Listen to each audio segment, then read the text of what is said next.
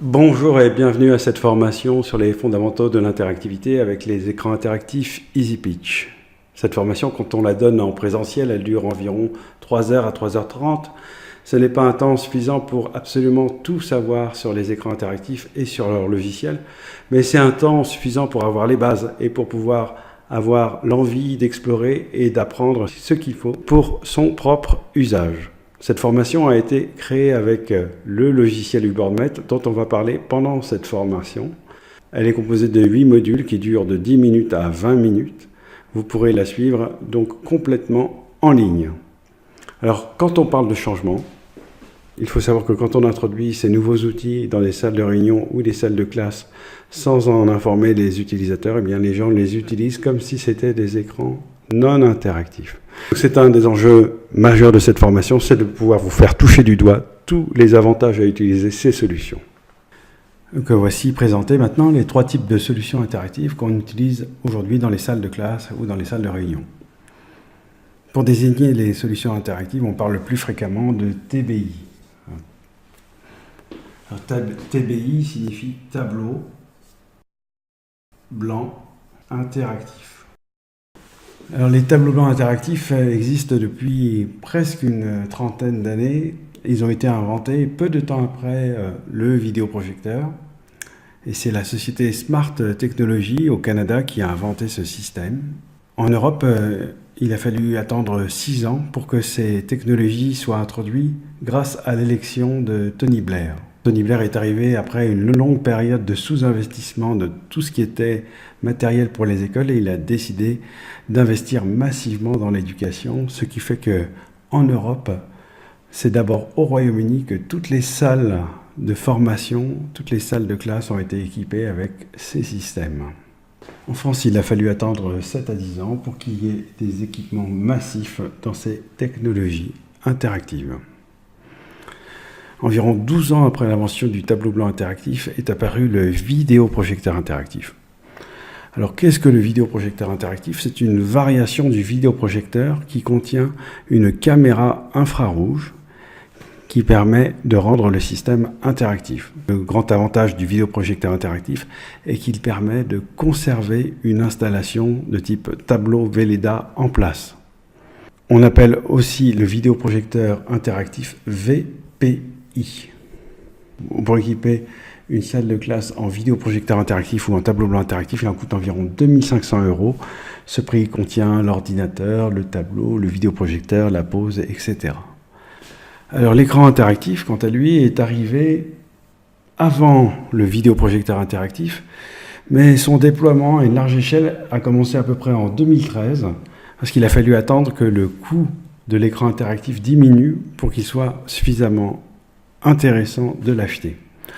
Aujourd'hui, les gens hésitent encore entre des solutions avec vidéoprojecteur et des solutions de type écran interactif au moment d'acheter une solution interactive. Mais néanmoins, l'écran interactif commence à avoir de plus en plus de succès parce que son prix ne cesse de diminuer. Alors pourquoi les gens préfèrent des solutions sans vidéoprojecteur? Parce que le vidéoprojecteur a quelques inconvénients. D'abord, c'est un système qui consomme beaucoup d'énergie. Ensuite, c'est un système qui fait du bruit. Et enfin, son coût de maintenance est assez élevé. Voici une représentation du taux d'équipement en solutions interactives dans les classes sur notre petite planète Terre. On voit que nos cousins anglais sont largement en tête avec un taux d'équipement qui se rapproche de 100%. C'est aussi un taux d'équipement que l'on retrouve dans toute la Scandinavie. Les Américains et les Canadiens ne sont pas en reste avec un taux d'équipement qui se rapproche de 60%, quand en France on est à peu près à 40%. Ce que ne montre pas ce graphique, c'est que la Chine aujourd'hui est le premier marché des solutions interactives. Alors maintenant, on va réfléchir à 5 avantages que peuvent représenter les solutions interactives par rapport à un simple dispositif de projection comme un vidéoprojecteur. Le premier avantage, on est bien entendu interactif. Alors interactif, il y a 2 significations de interactif. Première signification au sens propre, on va pouvoir piloter l'ordinateur. Deuxième signification, on va pouvoir engager des réunions, des formations sur des modes qui vont être plus participatifs. Deuxième avantage, on va être immersif. Immersif, c'est-à-dire qu'on va pouvoir s'appuyer sur tous les formats vidéo, son, image, pour pouvoir épater la galerie et rendre le contenu de ce qu'on va livrer plus intéressant. Troisième avantage, on va être beaucoup plus dynamique. Dynamique dans le sens où on peut passer d'un sujet à l'autre, revenir 3 étapes en arrière, passer 2 étapes de façon instantanée. Donc, de cette façon, on va pouvoir avoir des cours plus adaptés, on va pouvoir faire des réunions plus ciblées. Autre avantage, on va être toujours enregistrable. Évidemment, la grande vertu de l'informatique, c'est qu'on enregistre tout ce qu'on souhaite. Bien entendu, comme on est passé par un ordinateur, on va pouvoir enregistrer à tout moment ce qu'on fait pour pouvoir le reprendre ou pour pouvoir le diffuser aux gens qui participent à l'événement, soit une réunion, soit une formation. Dernier avantage, on est diffusable. On peut être diffusé de 2 façons. On peut diffuser tout ce qu'on a enregistré, bien sûr, que ce soit des formats PDF ou vidéo. Et on peut aussi supporter de la visioconférence parce que tout passe par l'ordinateur. Alors maintenant, on va se poser la question, concrètement, qu'est-ce que ça change? Alors, à la base, les solutions interactives, ce sont des outils formidables pour combattre l'ennui, que ce soit l'ennui ici de l'écolière ou l'ennui ici des collaborateurs à une réunion à laquelle ils ne participent pas assez. Alors, ici devant vous, vous avez ce qu'on appelle un mind map ou une carte heuristique. Qu'est-ce que c'est? C'est un objet qu'on peut déployer au fur et à mesure. Ça, c'est très pratique et surtout très didactique. Alors, en termes de formation, qu'est-ce que ça change? Bien sûr, aujourd'hui, on va pouvoir s'appuyer sur toutes les ressources du numérique grâce à l'écran interactif.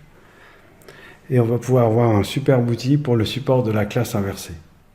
Alors, la classe inversée, c'est la possibilité pour les élèves d'apprendre par eux-mêmes et de travailler beaucoup plus au moment du cours avec le professeur sur des exercices pratiques.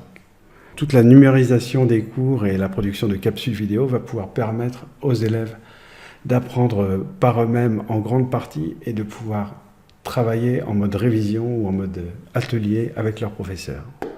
En réunion dans les entreprises, on va pouvoir avoir des réunions qui vont être plus orientées sur la prise de notes avec une préparation réduite. Alors, qu'est-ce que ça implique en termes de changement pour les participants? Bien sûr, il va y avoir des changements de protocole. On ne va plus donner le cours de la même façon, on ne va plus organiser la réunion de la même façon. On va pouvoir aussi s'inscrire dans une démarche d'innovation, c'est-à-dire qu'on va pouvoir initier des nouveaux processus ou initier des nouvelles façons de faire. Alors, comme on a pu dire en introduction de cette introduction, on a 8 chapitres. Alors, le deuxième chapitre, ce sera sur le matériel.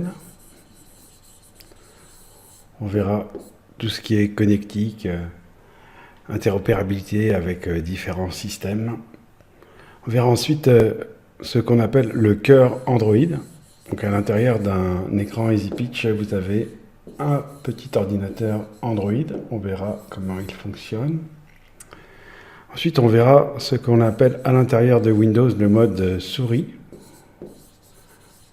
ou bien annotation. Comment on va pouvoir annoter n'importe quel document, n'importe quelle image à l'intérieur du logiciel UboardMate. Ensuite, nous verrons comment à l'intérieur de Windows et du pack Microsoft Office, c'est-à-dire Word, PowerPoint, on va pouvoir utiliser des fonctions interactives et des fonctions d'annotation. On verra ensuite comment à l'intérieur de UboardMate, on va pouvoir ici préparer une présentation. Enfin, on verra le mind map et différents outils et utilitaires de présentation. Voilà, ce chapitre d'introduction est maintenant terminé. Vous pouvez répondre à une petite interrogation surprise qui ponctue ce chapitre, ainsi qu'à un petit quiz. Vous pouvez récupérer tous les éléments qui constituent ce chapitre de formation dans les liens en bas de cette vidéo. Maintenant, il ne me reste qu'à vous souhaiter bon courage pour la suite de la formation.